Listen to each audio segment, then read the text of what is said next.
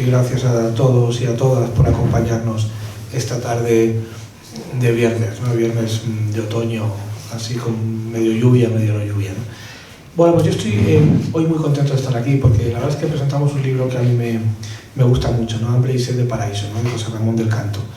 Un autor al que ya le publicamos un libro también muy interesante en el año 20, que no pudimos presentar por el tema este del COVID, ¿no? Pero que a mí me gusta mucho porque es un autor que ha sabido hacer suyo una práctica intelectual, literaria muy interesante, aparte de la poesía suya convencional, que es su llegada al haiku, que es una forma de poesía ya muy popular en España y en otros sitios, que viene de la tradición japonesa. Es curioso que un profesor de griego metido a poeta medio japonés, ¿no? Pero que se ha hecho muy popular, y eso tiene partes buenas y partes malas, y como que hay mucho autor que ha defraudado un poco la naturaleza y la propia idiosincrasia del haiku, y eso José Ramón no lo ha hecho en ningún caso, ¿no? Y claro, el propio haiku tiene una esencia muy peculiar y muy complicada de hacer. Tiene una forma métrica determinada, que eso sí que lo ha cogido todo el mundo, que son 5 sílabas, 7 y 5, pero no son capaces de captar el aire filosófico, lo que se puede decir la poética del propio haiku, y eso José Ramón del Canto lo hace perfectamente, que es una mezcla entre lo filosófico, lo ético y la sensibilidad con el entorno, ¿no? Eso es lo que tiene el haiku, y eso José Ramón lo hace muy bien, ¿no? En Hambre y sed de paraíso no solo ha empleado esta técnica, sino que hay poemas de todo tipo, ¿no? Y es un autor que a mí me gusta porque además es cuidadoso, sensitivo, tiene sentido del ritmo, tiene imaginación, y luego además trata los temas con hondura, pero también con un aire moderno. Es un autor muy interesante, ¿no? Y yo creo que él nos lo podrá decir. Esa llegada suya al haiku es interesante y lo ha sabido adaptar, y no sé si modernizar, pero sí hacerlo del día a día, ¿no? Y eso también me parece muy interesante, ¿no? Esto lo digo yo como editor. Hoy nos iba a acompañar Ángel Reparaz, pero no ha podido porque se ha encontrado indispuesto al final, pero sí nos ha dado el texto que iba a leer él, y entonces lo voy a leer yo. Que voy a beber agua.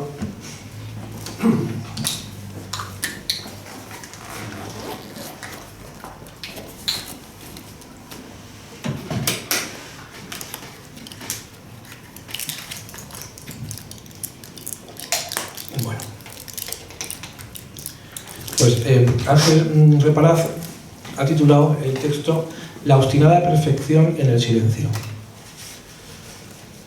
Para decirlo a espetaperros, en esta poderosa logomaquia de variadas alturas tonales se recombina básicamente un concentrado de antiguos y menos antiguos saberes filológicos, griegos a la cabeza, al objeto presumiblemente de rendir una visita de cortesía a un palacio de ubicación desconocida donde se trabaja con el ilusionismo del lenguaje, lo que Jacobson con excesiva modestia llamó función poética, y que nosotros reinterpretamos como la magia del momento en el que el lenguaje consiente en jugar con su propia imagen. En el umbral del poemario están las entreclasistas más que conocidas captiones benevolentae, la ligada al caminante la primera, porque todos lo somos. No parece de todas maneras que el autor las necesite gran cosa, a señalar sin embargo que el libro va colocado bajo la advocación de Antonio García Calvo, como no podía ser de otra forma viniendo nuestro autor de donde viene. Libro de lo perdido y con suerte de lo fugazmente recuperado.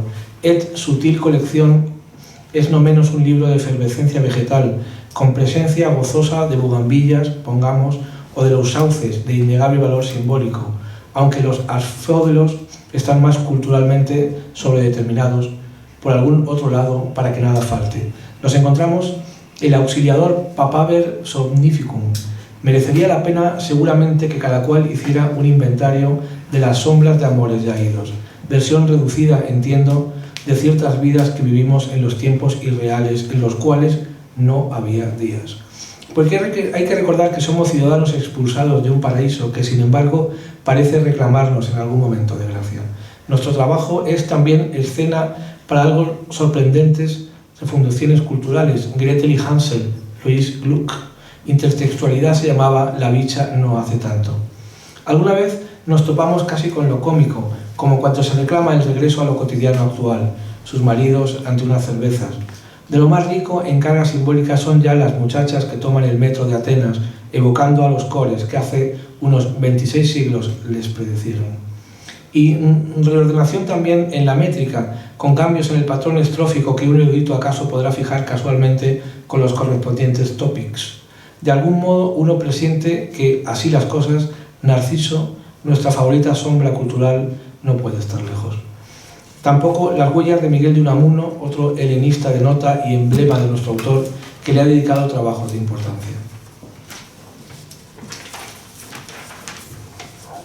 El poemario se retuerce por última vez en pequeñas piezas maestras, cuartetos entre ellas de sabia irregularidad métrica y como premonitorias de un calipso que desde su isla nos contempla. Quiero decir que contempla la realidad de lo que hemos sido, sombras y fantasmas que se han detenido un rato en una estación del ser. Va a resultar que Píndaro llevaba razón. Como quiera, habrá que acostumbrarse a la idea del hondo Hades sombrío, que dicen inesquivablemente nos separa. Casi un librito dentro del librito, muy razonablemente estas pulsaciones del eviterno misterio de la voz poética son objeto de tratamiento especial. Hablamos de estas huellas de una cultura halógena que son los haikus, una construcción estructuralmente fija y, en los bien montados, de un poderoso valor de significación. No es que echemos en falta a la, en tiempos académicamente muy rentable, Annexity of Influence, pero que todos venimos de todos a estas alturas bastante conocido. Sin desdoro de que claramente el proyecto Sombras integre y absorba la mejor tradición lejana que un tanto desvergonzadamente yo llamaría homérica. El resultado suele ser una metafórica que no hace ascos a las espesuras del decir poético. Un fardo de luz acarrea su sombra. Tu nombre es Lorca, el Lorca surrealista. Por el camino hacemos además verdaderos hallazgos. Solo los ángeles tienen la sombra blanca. El desconcierto nos acecha ahora y cuando los bates dejaban rostros de plenitud por donde pasaban. Lo desconcertante y lo trivial, el prohibido prohibir de cierta constelación cultural nada lejana. Por lo demás, vuelve a los labios de Ulises cuando Penélope se apresta a pedir cuentas a quien ha regresado. Era una página de Antonio Machado, autor, como sabemos, también de sabidurías de estrofa muy corta. No desmerecerían unas cuantas de estas tentativas, muy en particular haikus como aquel en que el tren avanza. Encontramos incluso un paso de Píndaro reciclado como haiku con un curioso estrambote además. Constante, desde luego, es el cuidado del autor en preservar el esquema recibido 5 más 7 más 5 y que admitimos casi por buena educación, ignorantes como somos de la estructura silábica de la lengua japonesa, donde encastra mini situaciones del curso diario bañadas por el apenas perceptible curso de la temporalidad. Después de todo, seguimos siendo huéspedes de la muerte igual que hace 30 siglos. Un poema es un tejido de tensiones, se ha dicho. Hay que acostumbrar el ojo a esa inesperada variedad de la tensión ocular. Si no hierro, el ilustrado y distante escéptico que fue Cavafis ha de figurar señalamente en la galería de las casi vitandas influencias o concomitaciones aquí detectables. Según los helenistas, la obra cavafiana considera canónica con rigor filológico son 154 poemas, prescindiendo de los que quedaron incompletos o esbozados. Detraídas las reverencias a los mayores, del canto puede defenderse con dignidad hasta cuantitativamente. La poesía es indiferente con relación al objeto de sus asertos, ha dicho alguien. Mucho de esa libertad de mariposa revolotea en estas páginas. Por su parte, la ars retórica se definía en tiempos ya lejanos como la ars bene dicendi. Es loable el trabajo con que el autor del poemario ha sentado plaza, de nuevo, entre las exigencias del decir bien hecho. Bueno, pues esto es lo que ha escrito Ángel Soparaz y yo creo que coincido en algunas determinaciones, pero a lo mejor ahora y lo más emocionante va a ser escuchar a José Ramón del Canto. Bueno, ¿se oye bien? Sí. Bueno, muchas gracias en primer lugar a Pablo que no solo es un gran editor, sino que es un poeta en sí mismo, ¿no? Como ha demostrado con muchas obras y cómo vive no solo la editorial Vitruvio, sino todo lo que rodea a esta editorial, ¿no? Y luego a mi amigo Ángel Reparaz, que es profesor de, no ha podido venir, profesor de germánicas, con una trayectoria muy larga como traductor, estudioso, etcétera, que ha escrito este texto, como veis, muy exagerado, pero bueno, disculpable, porque entre líneas se ve que hay mucho cariño, ¿no? Bueno, y por supuesto a vosotros por venir, me hace mucha ilusión. Es que hay un aspecto que casi ya no se ve, porque ya como la gente es mayor y no se casa, todo esto pues tiene un parecido a una boda, ¿no? Que ves a gente que no habías visto hace un montón de tiempo. Claro, eso es mucha alegría. Es más, yo diría que, no sé, que cuando se pregunta a alguien, ¿tú para qué escribes? ¿No? Bueno, pues hay muchas teorías, ¿no? La comunicación, no sé qué. Bueno, pues para mí es esto, ver a la gente querida reunida. Esa es, en el fondo, la mejor motivación. Bueno, y entonces, en cuanto al libro como tal, pues voy a dar unas pistas, digamos, y luego sí leeré algunos poemas, ¿no?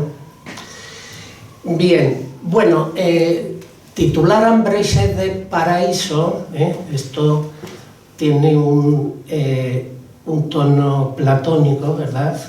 Que tenemos un gran traductor del banquete de Platón, porque, claro, se tiene hambre y sed de lo que no se tiene. Entonces, primera conclusión está clara, ¿no? El paraíso, como tal, no está, ¿no? Por una parte tenemos conciencia, esto es en lo que insiste el libro, en distintos registros, como que todos tenemos conciencia de que hubo un paraíso que evidentemente hemos perdido. Y por otra parte, pues hay un deseo de alcanzar el paraíso. Lo que pasa es que cuando se va a alcanzar, pues se escapa, ¿no? Como explica muy bien el mito de Sísifo, que luego leeré, que hay un poema. Entonces, como diría un clásico, entre esta Escila y Caribdis, estos dos monstruos que uno ataca y el otro absorbe, pues hay que ir transitando en esta vida, ¿no? Con la conciencia de que el paraíso lo hemos perdido y que muchas de las cosas que vivimos pues son recuerdos de aquel paraíso perdido, y por otra parte que pues el amor y la belleza es lo que más nos pueden acercar, no del todo, pero sí por lo menos encaminarnos hacia ese paraíso perdido, ¿no? Al principio pongo algunas frases de poetas que son importantes para mí, ¿no? Entonces, la primera hace referencia a un verso de Vicente Aleixandre, ¿no? Bueno, hay su libro Sombra del Paraíso, lo dice todo, ¿no? Y entonces empieza así este libro: vosotros conocisteis la generosa luz de la inocencia. Claro, esta idea del paraíso perdido, en cierta manera, se puede referir a la infancia que hemos perdido. La infancia es un paraíso, quitando a la pobre gente que han hecho de ella, le han hecho un infierno de ella, ¿no? Pero en principio, incluso de una manera psicoanalítica, diríamos, ¿no? Pues existe esta idea, ¿no? Hemos perdido esa infancia que reconocemos en pequeñas cosas, ¿no? Es más, esta poetisa Louise Gluck, premio Nobel de hace 3 o 4 años y fallecida al año siguiente, dice una frase que me encanta, dice: solo miramos el mundo una vez, lo demás es memoria de lo que sin saber una vez conocimos. Y por último, mi maestro y maestro de varios de los que estamos aquí, Agustín García Calvo, es un tema que repite bastante, ¿no? Por ejemplo, ese poema que empieza diciendo: solo de lo negado canta el hombre, solo de lo perdido. Solo de la añoranza, nunca de lo mío. Cuando cerró para siempre el huerto la cancela de espinos, entonces inventó la queja de la lira, la flauta del suspiro. Es decir, que el arte, en cierta manera, es, o la pretensión artística, la poesía, por supuesto, es una forma de intentar recuperar pues ese paraíso, ¿no? Bien, yo alterno varios poemas de varios ritmos y con rima, versos libres, etc., ¿no? Este primero que os voy a leer, que es con el que empieza el libro, Mirabilis Flora, he intentado seguir un ritmo clásico, ¿no? De la métrica clásica, espero que se pueda apreciar, ¿no? En esto también somos deudores, ¿verdad?, de Agustín García Calvo, ¿no? Y empieza a explicar un poco esta idea, ¿no? Que incluso toda la naturaleza, las flores, todo esto, que por una parte es el paraíso, pues nos puede remitir a una pérdida del paraíso, ¿no? Cuando veo ramas de árboles, frutos o flores desmandándose por cercados de jardines y huertos, cuando veo la flor del jazmín, bugambillas o hiedras traspasando y trepando barrotes y rejas de encierros, cuando veo mimosas que abandonan sus blandas melenas o los tallos rendidos en labias de jarros sedientos, o si sigo las hojas que huyen de frondas de sauces en su afán por unirse al cauce sereno de un río, sé que solo desde este lado de la valla, desde el destierro, es posible vislumbrar lo que fue en verdad el paraíso. Moras agrestes, rosas salvajes, sexuales lirios, arrayanes, madreselvas, hojas de acanto e hibisco, amapolas durmientes, geranios de sangre teñidos, flores que antaño ignorabais vallados y recintos, confinadas os veis ahora por zarzales y espinos o en viveros templados, ramblas u otros cobijos. Cálices bellos que consagráis femeninos estigmas, estambre viriles en irisadas corolas nupciales, hojas de higueras, palmatorias de leche y de brevas, clavelinas y flores de acacias, nubes de malva de seda, campanillas de otoño, trompetas de ángel y adelfas. Sois el deseo de que no se marchiten nunca los frutos. Sois las efímeras gracias que recuerdan aquel paraíso del que fuimos echados y por siempre excluidos. Sois la frágil belleza que desvela ricos presentes y también las esquilas calladas que presagian vacíos. Sois girasoles que siguen al rey de los astros del cielo, logrando tan solo alargar las sombras de amores ya idos. Sois las palmeras sedientas que nunca podrán abrazarse, o ramas que se asoman en cancelas como presos sombríos. Sois la resina y la mirra, lágrimas de amantes que fueron, y los tristes recuerdos de amores, pasiones y olvidos. Sois la funesta sombra del tejo y el quejumbroso silbido del pino. Sois las retamas perdidas en tundras, estepas y campos baldíos. Sois el lamento del jacinto y el remoto olor de la menta. Sois recuerdos de amores pasados y por siempre perdidos. Bueno, Entonces, en esta primera sección, que son estos poemas como más de fondo, hay otro que toca este tema del paraíso perdido de una manera paradójica. Se basa en el cuento de Hansel y Gretel, ¿no? Como solemos decir. Se titula Nunca jamás. «Hasta nunca, Gretel, hasta nunca, Hansel», maldecía rencorosa la bruja. «Os habéis comido a pedazos mi casa, os lleváis mis bombones de púrpura, las monedas de oro, mis perlas y alhajas.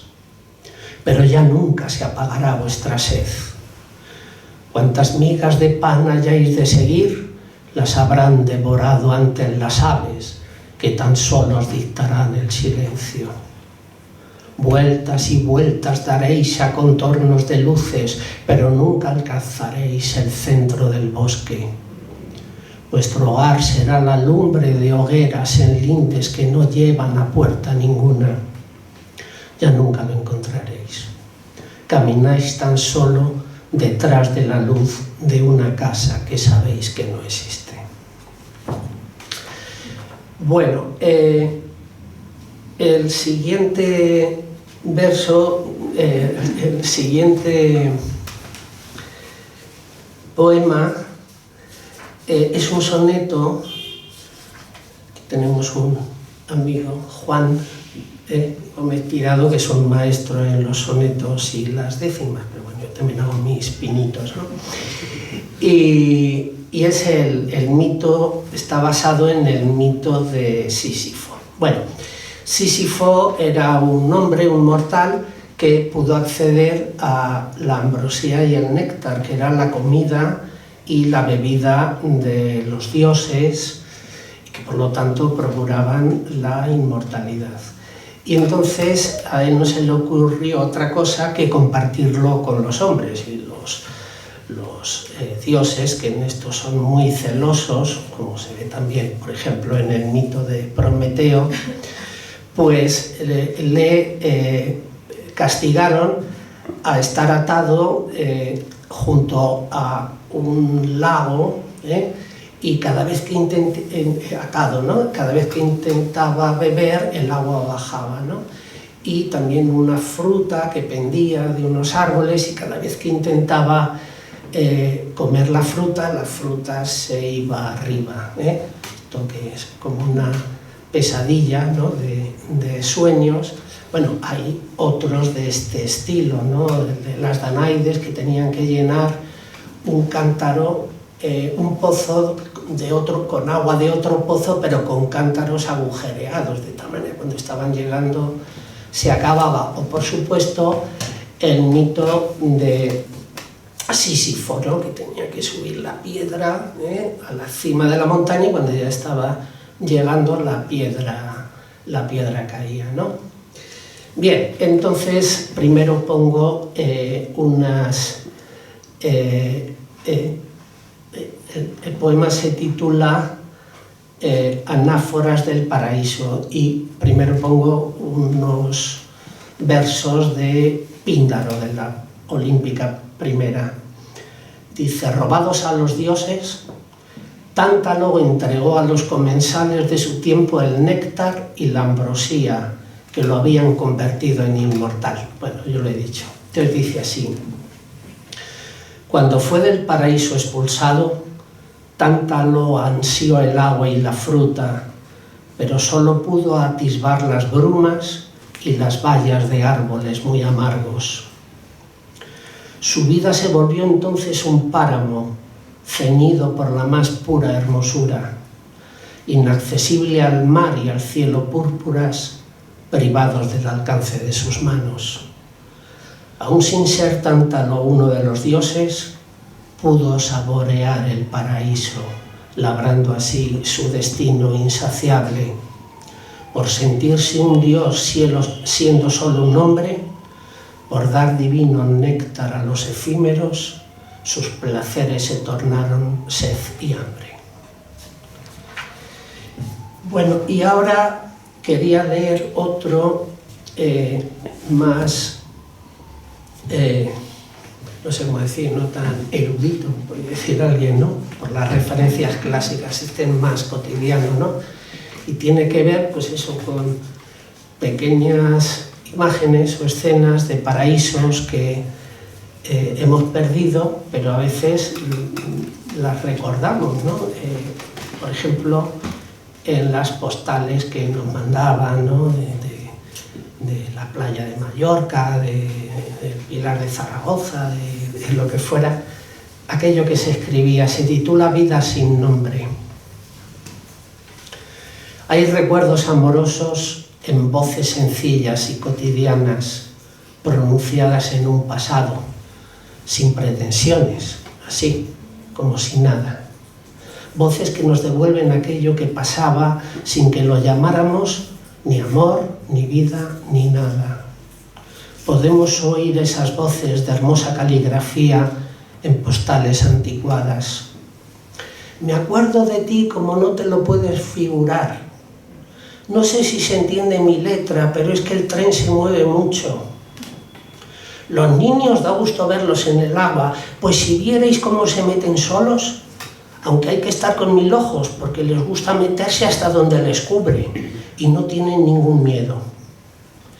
Estamos en África y vemos muchos moros y moras que van todas tapadas sin vérsele los ojos, que si tú estuvieras aquí te reirías mucho por lo extravagantes que van. Te diré que casi estamos morenos, nos bañamos casi todos los días. Si Dios nos lo permite, iremos al baile del casino, veremos cómo está de animado. Cuidaos mucho y muchos besos y abrazos de quien nos quiere muchísimo. Amén.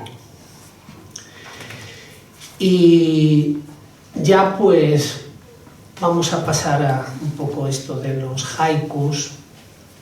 Vamos bien de tiempo, ¿no? Sí, lo de los haikus.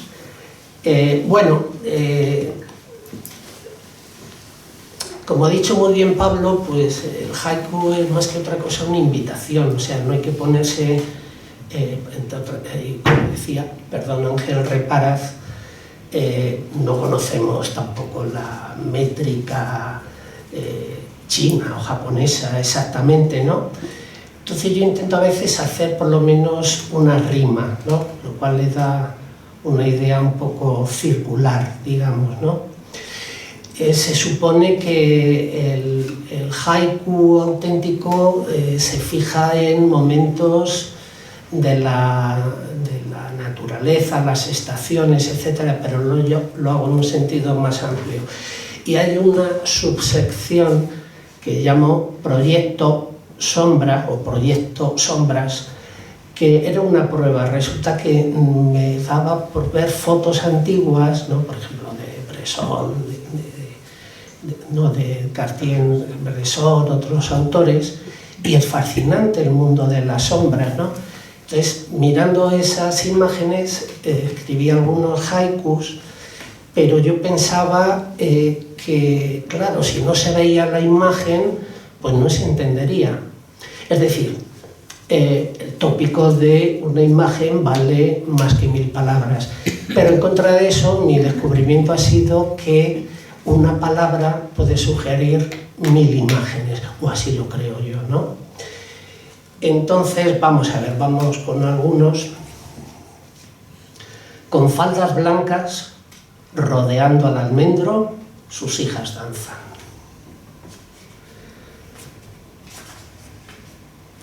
En los sarmientos, la cigüeña una, tierra y cielo. Luna olvidada ilumina la ausencia de las amadas. Luces de luna difuminan las olas, brillan espumas. Entre trigales y álamos de plata, el tren avanza. Como un espejo, el camino refleja agua del cielo. El sol desciende, baja por la ladera, pastor de sombras. Esto ya es de Proyecto Sombras, ¿no? Sucede a veces que la luz de la sombra es la que alumbra. Pájaro y sombra en pentagrama oblicuo, distintas notas. Sed de palmera, su sombra no alcanza el mar, solo la arena. Ritmos de remos a la sombra de liras, Orfeo canta entre los argonautas melodías marinas. Bueno, esto es más una tanca, se llama, son 5 versos, ¿no? 5-7-5, 7-7, ¿no? Clave de sombra, el sol crea las notas y el tetragrama. Nubes y ramas intentan parar la luz, tarea vana. Cable de sombra serpentea en la pared con vida propia. Y luego también hay una sección que se llama Calles de Atenas. Estuve un mes en Atenas y una cosa que me gustaba mucho era que en todas las calles hay referencias al mundo antiguo, los escritores, la cultura griega, ¿no? Pero, claro, en cierta manera uno reparaba que estaba también en este mundo. Bueno, entonces, por ejemplo, hojas de acacias entrelazan sus sombras con las palabras. Casa de Ítaca, en la planta segunda teje Penélope, el tiempo que no avanza, el tiempo que no para. Esto era la calle Ítaca, había en el segundo una sastrería y una mujer cosiendo, Penélope, evidentemente, ¿no? También había una calle, en la misma calle Penélope había una tienda, y decía, calle Penélope, flores, plantas, regalos de pretendientes. Y hay una, que por cierto está dedicada a mi amigo Fernando García Romero, porque explica muy bien la Olímpica de Píndaro, que dice, son como notas más o menos fugaces. El oro es bello, mejor fuego que brilla. Lo supremo, agua. Agua dulce de fuentes, salada agua marina. Y también así como en destellos, en la calle Safo, había una tienda que curiosamente era de moda erótica masculina, en fin. Y entonces me acordé de los versos de la primera oda de Safo, ¿no? Que a ti te escucha, a un dios se me parece, bella sonrisa, más pálida que la hierba, siento cerca la muerte. Y por último, bueno, claro, la pérdida del paraíso definitiva evidentemente es la muerte, ¿no? Entonces, en estos últimos 4 versos intento fundir, pues, digamos, la esencia del libro, ¿no? Hay un paraíso perdido, y ahí está la muerte para que lo podamos comprobar, por lo menos la de los seres queridos, la nuestra es todavía una incertidumbre, ¿no? Pero al mismo tiempo, pues, cada estación, con la primavera, pues también nos trae esperanzas, ¿no? Los afódelos eran las flores que estaban en el más allá según la creencia de los griegos, ¿no? Una planta muy bonita, por cierto, allí donde vivo, en Mallorca, en primavera es una preciosidad, ¿no? Y crecen a los lados del camino. Los asfódelos han vuelto a los márgenes del camino. Son el ramo de novia de Perséfone en su reciente boda con los vivos. Vuelve la primavera de la muerte. bueno, del rapto de Perséfone, ya sabéis, que fue al Hades, pero en primavera vuelve a nacer. Entonces, bueno, en cierta manera estos son los paraísos perdidos, pues en cierta manera se pueden, por lo menos fugazmente, recuperar. No del todo, pero puede haber algunos acercamientos.